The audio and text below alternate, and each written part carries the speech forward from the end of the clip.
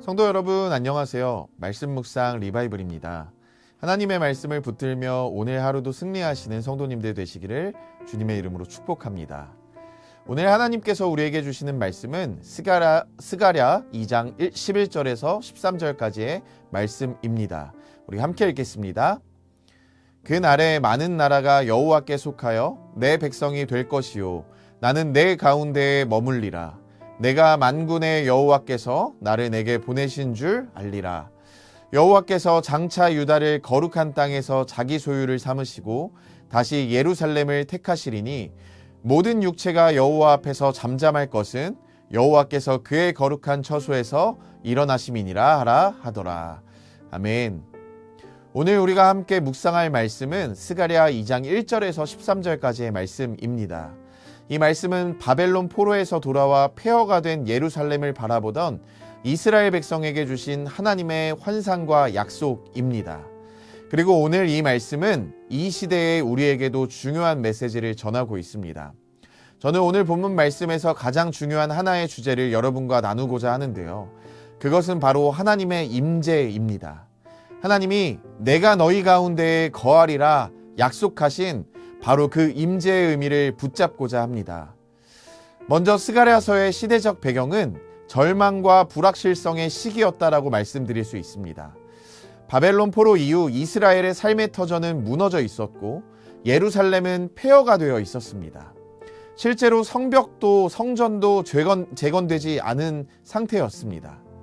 사람들은 과거의 영광이 사라진 예루살렘에서 우리가 다시 이전의 영광을 회복할 수 있을까?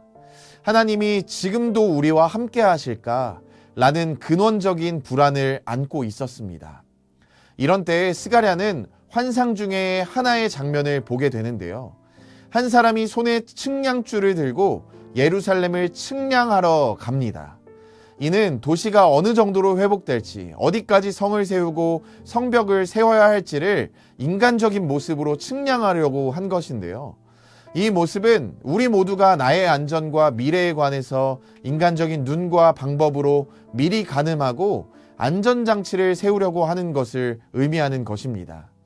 그러나 곧 다른 천사가 나타나서 외칩니다. 이 예루살렘은 성벽 없는 성읍이 될 것이라. 그리고 하나님께서 친히 또 말씀하십니다. 내가 불로 된 성곽이 되어서 너희 사방을 두르고 그 한가운데서 영광이 되겠다. 여기서 우리는 성벽을 세우려 했던 이스라엘과 하나님의 선언 사이에 커다란 차이를 발견할 수 있습니다. 사람들은 성벽을 세우고 성곽을 세우는 것이 안전하다고 생각하지만요. 하나님은 이에 관해서 전혀 다른 내용을 말씀하고 계시는 것입니다. 바로 여기에서 확인할 수 있는 하나님께서 약속하신 임재의 첫 번째 특징은 바로 보호입니다. 당시 예루살렘은 성벽이 없었고 그로 인해서 외부의 공격에 취약할 수밖에 없었습니다. 하지만 하나님은 사람이 쌓는 돌로 된 성벽이 너희를 지키는 것이 아니라 내가 친히 너희의 불의 담이 되어서 너희를 지켜주겠다라고 약속하시는 것입니다. 이 말씀이 우리에게 의미가 있는 이유는요. 우리는 반복해서 내 삶의 경계를 설정하고 내 가족과 재산, 신분을 보호하기 위한 온갖 울타리를 세우며 살아가고 있기 때문입니다. 그러나 오늘 말씀은 진정한 안전과 보호의 근원이 하나님이 우리와 함께 하시는 데에 있음을 증거하고 있습니다. 성경에서 불은 심판이자 보호, 정화의 상징입니다. 하나님의 임재는 어떤 침입자도 감히 건드릴 수 없는 완전한 울타리라는 것입니다. 그리고 동시에 더럽혀진 것을 정화하며 우리를 거룩하게 만드시는 능력이라는 것을 성경이 드러내고 있습니다. 그 은혜로 우리를 보호하시겠다 약속하시는 것이 하나님의 임재의 첫 번째 특징이고요.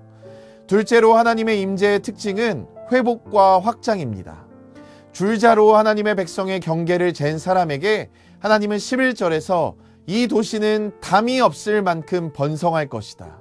수많은 사람과 가축이 그 안에 가득할 것이다 라고 말씀하십니다. 이것은 하나님이 주시는 새로운 확장의 약속입니다.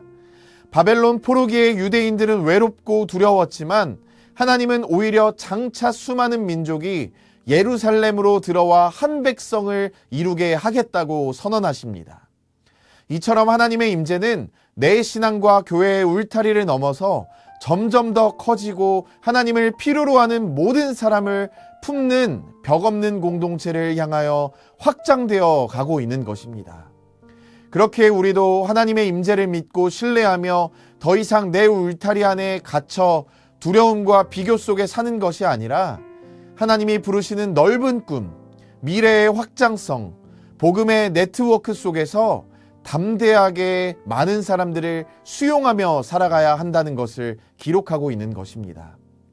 그리고 마지막 세 번째로는 하나님의 임재는 믿음과 평안을 선사한다는 것입니다.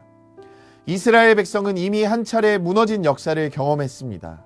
그들에게 불안과 걱정과 염려는 너무나도 익숙했습니다.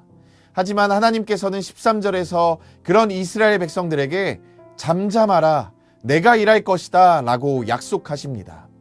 교회는 바로 이렇게 일하실 하나님을 믿음으로 바라보는 공동체입니다.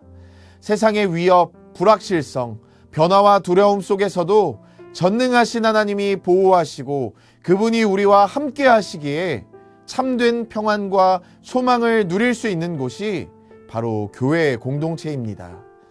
하나님이 나를 위해 일하신다는 확신이 있어야만 우리는 삶의 풍랑 속에서도 흔들리지 않을 수 있습니다. 내 안의 상처와 한계를 뛰어넘어서 하나님 나라의 확장된 비전 안에서 교회와 가정과 내 삶에 주어진 사명에 담대히 나설 수 있는 것입니다. 이 시대는 과거와 마찬가지로 불안과 위협, 소외와 경계가 만연한 시대입니다. 두려움으로 우리 스스로 성벽을 쌓고 주변을 경계하지만요. 하나님의 임재를 신뢰할 때에만 우리는 하나님께서 주시는 진정한 자유와 평안을 경험할 수 있는 줄로 믿습니다. 하나님은 오늘 우리 각자의 삶의 자리, 우리 가정과 직장과 학교와 사업장과 우리 교회에 내가 너희 가운데에 있겠다, 내가 너의 담이 되겠다 라고 약속해 주십니다. 잿더미와 같은 현실, 희망이 보이지 않는 삶의 벼랑 끝에서도 하나님은 친히 우리의 성벽이 되어주시며 그 안에 하나님의 영광이 충만할 것을 약속해 주십니다. 그렇게 우리는 이 약속을 붙들고 살아가야만 합니다. 내 인간적인 방법, 계산, 불안이 아닌 하나님의 임재의 약속에 내 인생을 온전히 맡길 때 비로소 우리는 담대한 삶을 살아갈 수 있습니다. 그뿐 아니라 하나님은 임재의 울타리를 점점 넓혀 나가십니다. 더 많은 이웃과 세상을 품는 공동체가 교회가 되어야 하고 새로운 미래와 변화를 받아들이는 교회가 진정한 하나님의 임재의 통로임을 기억하실 수 있는 우리 성도님들 되시기를 주님의 이름으로 축복합니다. 사랑하는 엘사랑교회 성도님들, 오늘도 우리에게 내가 너희 가운데 거하리라 말씀하시는 하나님의 음성을 기억하시기를 바랍니다. 나의 무너진 자리, 우리의 연약한 공동체, 불안에 휩싸인 일상 가운데 찾아오시는 하나님, 그리고 보호하시고 지경을 확장시키시며 평안을 선사하시는 하나님, 그 임재의 약속을 붙들며 오늘도 승리하시는 성도님들 되시기를 주님의 이름으로 축복합니다. 이 시간 기도하겠습니다.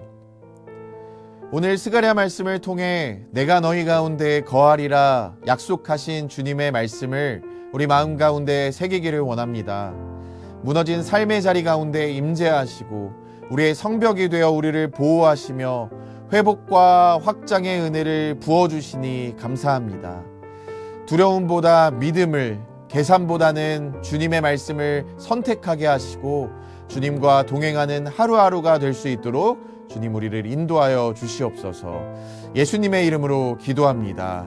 아멘. 오늘도 우리 두 가지의 기도 제목을 주님 앞에 올려드리시면서 함께 기도하며 나아가도록 하겠습니다.